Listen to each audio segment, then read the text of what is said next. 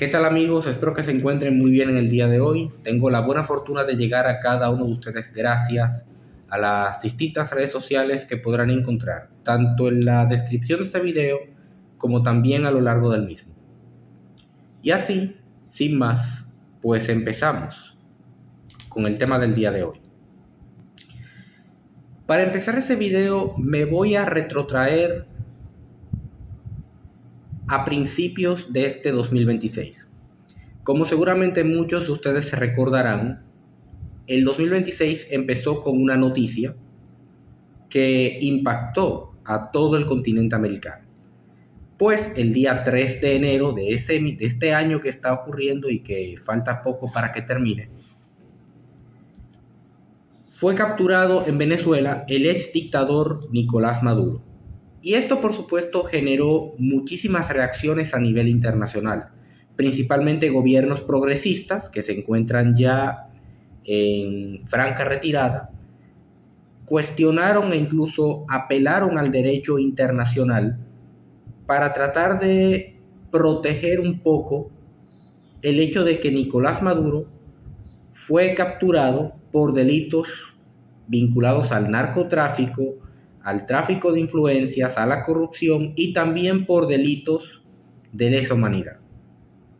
Y de hecho fue un cuadro hasta cierto punto patético ver cómo distintos gobiernos y organizaciones reclamaban en aquel momento la libertad para este individuo. Y es curioso porque unos días después de que se produce esta captura, el periódico Diario Libre lanzó un artículo, incluso lo tengo acá impreso y voy a tratar de examinar este artículo para luego utilizar eso y examinar otro tipo de situaciones que se han dado recientemente, explicando que la izquierda política tiene que replantearse su accionar. Y ya desde el principio quiero ser franco, a mí no me gusta esa división, esas etiquetas de izquierdas y derechas. Yo no creo en ellas, yo considero que son una súper simplificación absurda para tratar de explicar la diversidad de los pensamientos políticos. Pero, para efectos prácticos y efectos de este video, voy a utilizar esa izquierda y voy a tratar de utilizar este artículo para explicar el comportamiento de los sectores progresistas tanto en el momento de la captura de Nicolás Maduro como también en tiempos más recientes. ¿Y qué dice este artículo? Este artículo comienza así. Algunos forofos del chavismo son probablemente buenas personas. Para los que no entienden, el término forofo es una palabra muy usada en España para referirse a una persona o un grupo de personas que son apasionadas con algo, que siguen con pasión a una persona, a un partido político, a una ideología, a un club de fútbol o de cualquier otro deporte, en fin, un fanático en toda regla. Dice este artículo, pagan sus impuestos, son padres presentes, votan, etcétera, etcétera. Pero puestos a hablar de política, pierden la cabeza. Que un presidente ilegítimo haya robado las elecciones y timonee una dictadura les parece de los más emocionantes. Y ya desde el primer párrafo de este artículo vamos entendiendo que la izquierda política está llena de fanáticos. Ojo, también ocurre dentro de la derecha, pero como vamos a ir viendo a lo largo de este video, pareciera que el fanatismo se da más entre sectores progresistas y woke que entre los sectores de la llamada derecha, es decir, entre libertarios, entre conservadores, entre soberanistas, entre patriotas, etcétera, etcétera. Este artículo continúa así, y esto también me retrotrae a una época en la cual yo también tuve mucho que ver a nivel personal, y dice así: 8 millones de desplazados, más que en cualquier guerra, eso es un detalle. Torturas a opositores, se lo han buscado. Ruina social económica, la culpa es del imperio. Y viva la revolución, que por suerte para ellos mismos es en otra parte. y también alabanzas a Chávez, a Fidel Castro y a cuanto líder progresista y comunista pueda haber. Y cuando uno les muestra que real y efectivamente este tipo de actitudes no se compaginan con el respeto a la libertad, siempre buscan una excusa. Y es curioso pensar el hecho de que estos sectores progresistas, woke, rojos, como se les quiera llamar coloquialmente, siempre tratan de buscar una justificación a sus acciones y siempre tratan de explicar por qué motivo tienen que hacer así las cosas. Es decir, para esas personas pareciera que la autocrítica o el reconocimiento de sus propios efectos no existe. Dice el artículo, continúa el artículo, dice, ¿son buenos ciudadanos? Claro que sí. Claro que sí. Celebran el 8 de marzo y apoyan a la mujer con discursos y poemas, pero no a las sometidas por los talibanes de Irán o Afganistán, pues ese es otro tema. Por supuesto que defienden los derechos humanos, pero no en China, que esa es otra cultura y ellos saben más. Defienden la autodeterminación de los pueblos, pero que Rusia invada Ucrania es lo lógico, otra vez el imperio. Están en contra de las armas nucleares, pero las de Irán no cuentan. Y el artículo sigue con un último párrafo que creo que es el que nos debe de llamar a la reflexión. Apelan al derecho internacional y a las Naciones Unidas como si el Consejo de Seguridad no estuviera amordazado y maniatado por el derecho a veto de China, Rusia y Estados Unidos, como si el derecho internacional hubiera logrado defender a los venezolanos o mandar a paseo a un dictador de derechas o de izquierdas, que tampoco hay diferencias cuando se habla de dictadores. Aquí me voy a detener en algo. Hay diferencias entre dictadores y dictadores, porque hay dictadores que han resultado ser mucho más efectivos a la hora de gobernar y que en muchos sentidos han contribuido al bienestar de sus pueblos. Tenemos casos como por ejemplo el de Lee Kuan Yew en Singapur, que creó un sistema político y económico que a día de hoy ha convertido a Singapur en una de las ciudades-estados o países más prósperos del mundo, con un PIB per cápita que muchos otros países desarrollados envidiarían, o por ejemplo, un dictador como Park Chung-hee, que consiguió que Corea del Sur pasara de ser uno de los países más pobres del mundo a ser una potencia tecnológica y uno de los tigres asiáticos. Es decir, no es lo mismo comparar a dictadores de este calibre con dictadores como Fidel Castro, que todos sabemos lo que ha hecho la mal llamada Revolución Cubana, o con Chávez, o con Stalin, o con Lenin, o con Mao Zedong. Es decir, hablamos de dictadores y también de otro tipo de dictadores. No todos los dictadores son iguales en la forma, aunque sí lo puedan ser en el fondo de los asuntos. Y así, ad finitum, continúa el artículo, necesitamos otra izquierda. La que tenemos no sirve. La pregunta que yo quisiera hacerle a la señora Aizpún, y es una pregunta que también se la hago a ustedes, es: ¿y cuándo la izquierda política ha servido? Porque si nos vamos a la realidad histórica, los regímenes de izquierda realmente no han contribuido en nada al desarrollo de la humanidad. Desde el año 1917, cuando se da el primer régimen de izquierdas a nivel mundial, que lo fue el de la Unión Soviética, hasta principios de la década de los 90, se calcula que estos, la Unión Soviética, la China comunista, los países que estaban bajo el telón de acero, Vietnam y grupos guerrilleros, Cuba y otros tantos, entre todos esos acabaron con entre 100 y 150 millones de seres humanos.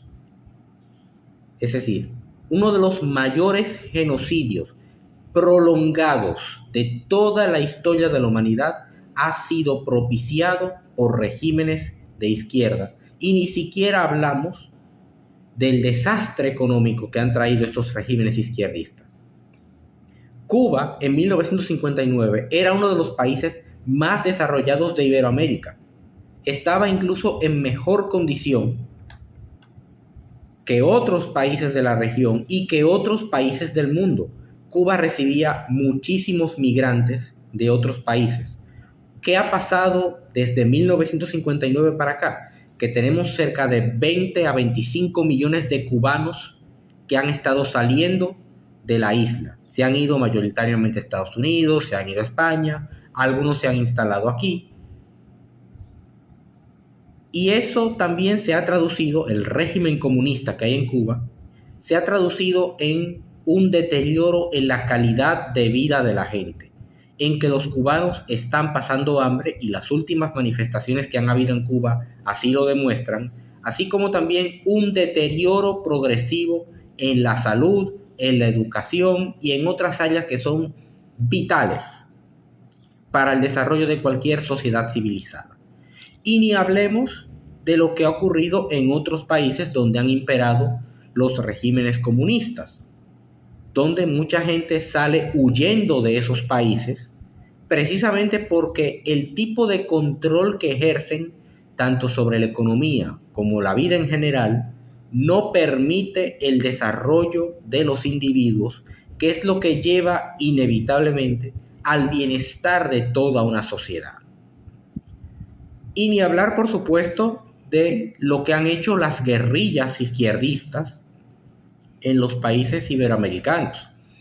Secuestros, crímenes sexuales, extorsiones, vínculos con el narcotráfico, etcétera, etcétera, que también han dejado sus muertos, que también han dejado sus víctimas. Vimos cómo Colombia hace aproximadamente 10 años salió de un conflicto armado con las FARC, pero continúa con otro conflicto armado con el ELN. Y el ejército, a pesar de que ha logrado victorias importantes en el ámbito militar, no ha logrado desarticular a este tipo de grupos que ya no luchan por una ideología, luchan por el negocio y se han apropiado incluso del arco minero venezolano para financiarse, para sostener su lucha, que ya no tiene ningún sentido. Pero vámonos ahora con esa otra izquierda que ya no se va a los montes a luchar, sino que tiene luchas que muchos todavía no logramos entender del todo. Y estoy hablando de esa izquierda que hoy en día dice luchar contra el cambio climático, por los derechos de las minorías sexuales, por los derechos de las mujeres, que luchan contra la interseccionalidad, que luchan contra el racismo y todo lo demás, pero que cuando aparece una persona de estos sectores supuestamente oprimidos y les explican que no están oprimidos y que todo lo que tiene que ver con su lucha es un disparate, pues comienzan a tildarlo de lo peor. Que dicen luchar por una Palestina libre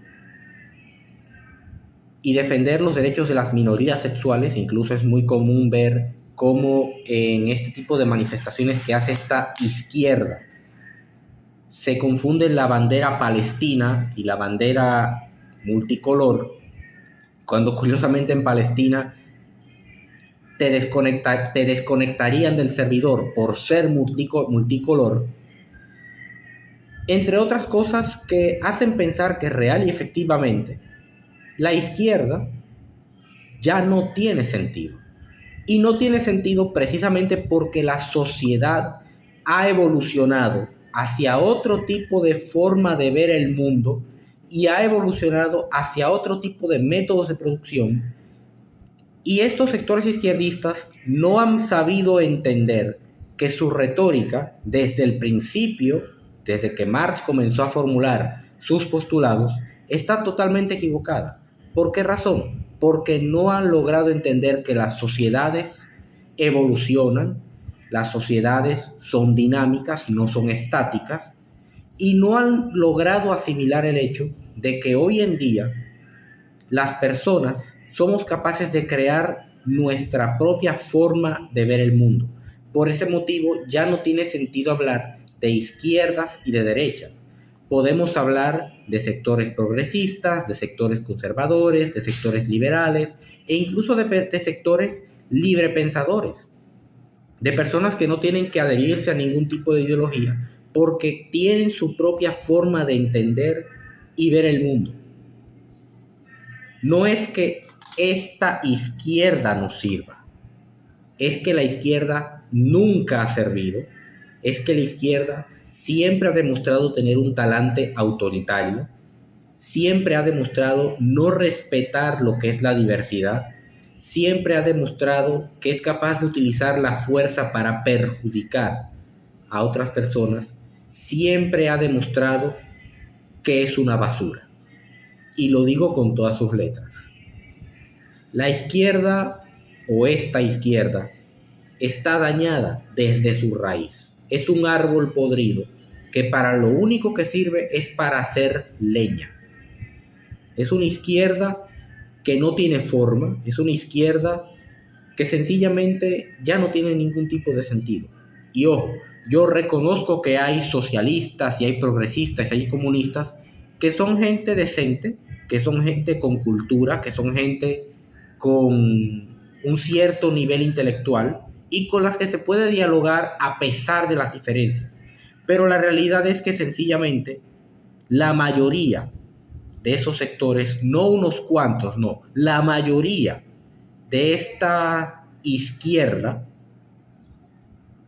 no sirve para nada. Nunca ha servido para nada. Porque aquellas ideas que contribuyen al desarrollo de la humanidad parten por reconocer la importancia de lo que existe.